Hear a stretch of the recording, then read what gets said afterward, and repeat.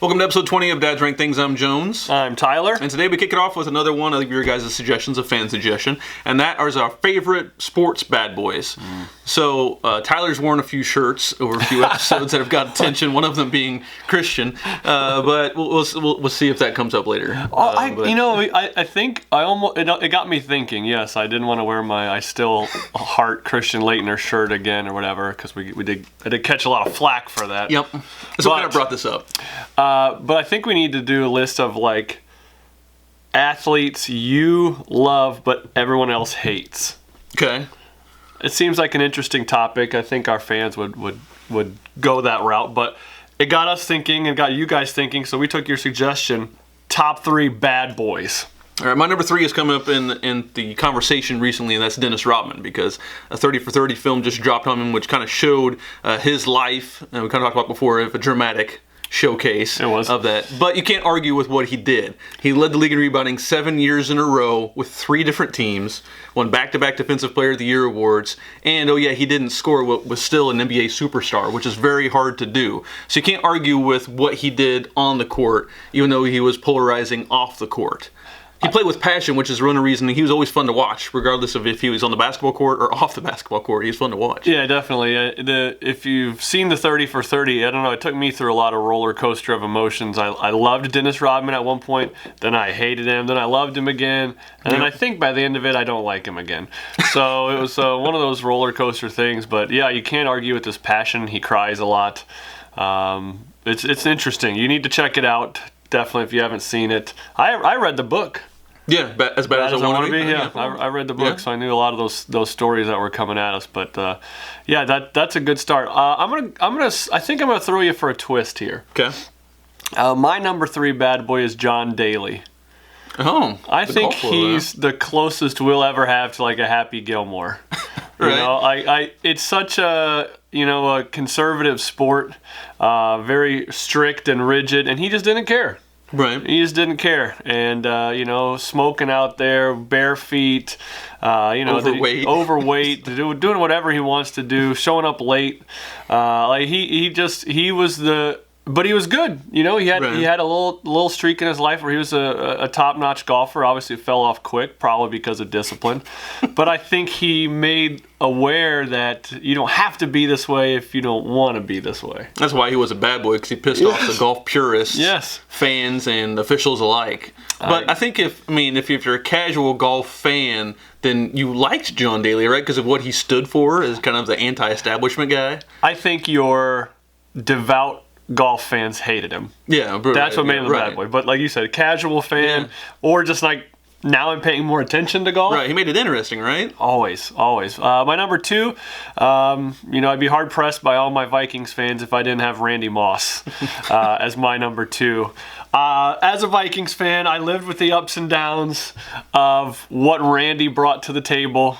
But when I can look back on it now, I enjoyed it. I had fun watching Randy. Oh yeah, it was fun to watch. I still remember to this day, where he fake mooned the Packers crowd after he got a touchdown. I'm like, why is that a flag? He didn't even show his ass. It's just a fake moon. Come on. But then some videos all popped up of him, and whatever. But when it comes down to it, it was a good run with Randy. I liked it. Have you seen his 30 for 30? I have not. Randy, no. No, I haven't seen it.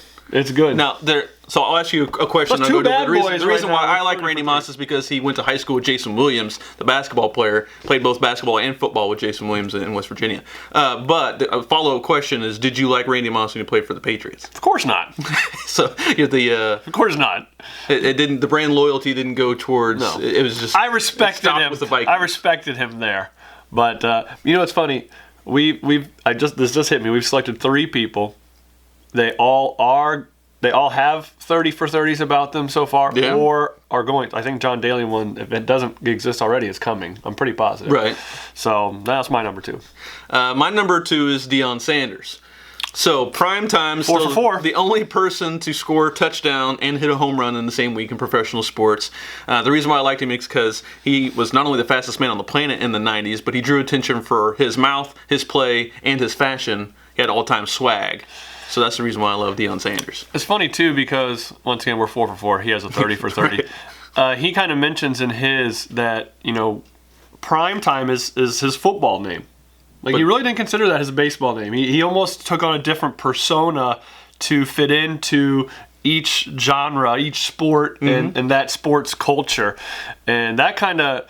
I don't know, that was interesting, like mindset-wise for me as a coach to know like he can turn on something else and make himself perform differently for different sports. Did you know how he got the nickname Primetime? It wasn't from football or baseball. It's actually from basketball. He scored 30 points in a high school game. His best friend said, "Hey, you going to show up primetime next time?" That's how he got his nickname from basketball. Have you seen the 30 for 30? Yeah. I don't even know if they brought that up. No, I don't think so. How he got the nickname. No, he just said he started calling himself that. Yeah, and he lied. Yeah. Primetime's got a mouth. He extrapolates sometimes. My number one is also somebody with a big mouth, and that's Allen Iverson. He is the sole reason why I got cornrows in high school. And yes, I did have cornrows. Can't tell from here, but he was under 6 feet tall. He's listed at 6'1", but he was actually under that. Led the league in scoring 4 times.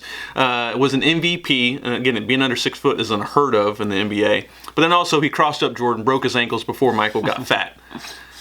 Iverson, that was an epic moment too. Oh yeah, that was like in late '90s. That was the moment for passing the torch on past Michael Jordan, and it was Iverson for a little bit before the league started hating him, and very polarizing to fans. Another reason why I liked him is because he played hard on both ends of the floor. He led the league in steals 3 years, but he didn't do it in practice. We're talking about practice, of course. Didn't he drop a rap album? He had multiple rap albums. Yeah. Did you ever listen to those? I did. They were horrible. I figured never purchased them. That was off of LimeWire when that was big. Oh yeah, Iverson on the LimeWire. My number one is basically the product of a full 180.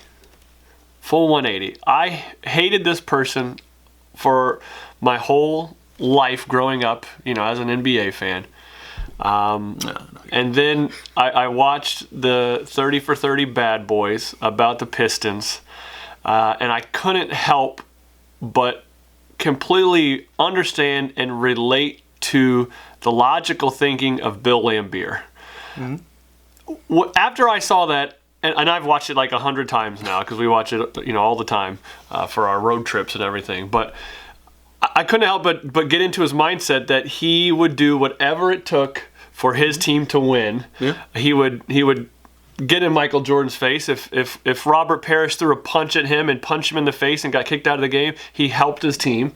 Everything he did has logic to me now. And so at the time watching him, I hated him. Now for all the bad boys, like Bill Laimbeer's my all-out number one bad boy. He put the team first, right? He put the team first. That's what was like with Rodman too. Did the same thing. Yeah. Like Vinnie Johnson. That Bad Boys team meshed well together because they all sacrificed for the team. You could put any of those guys probably on the list, and I'd say they knew what they were doing and they did it together. But what do you have? We want to hear your lists. I'm sure there's some really good bad boys out there that we've forgotten, or like I said, most hated too. Yeah, we could do most hated. Yeah, so those are John Rocker. Oh god, does he watch our show or something? Like his name comes up too much.